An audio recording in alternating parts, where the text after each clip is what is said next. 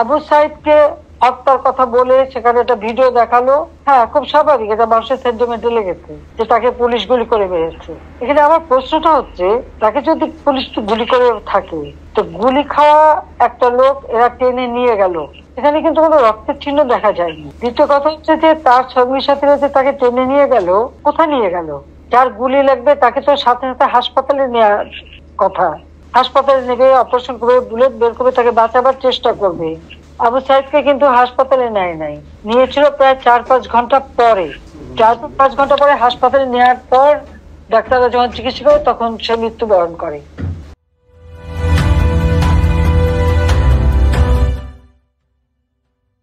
তার মাথায় আর একটা ভিডিওতে দেখা গেছে তার মাথা, ওরা যখন পুলিশকে ঢিল মারছে, সেও পুলিশকে মারতে মারতে এগিয়ে যাচ্ছে, তার মাথায় একটা ঢিল এসে পড়ে, সে মাথায় হাত দেয়। তাহলে প্রশ্ন যে এই একটা সেন্টিমেন্ট তুলে তারা যে এতগুলি জীবন নিয়ে খেললো, এর জবাবকে দেখবে।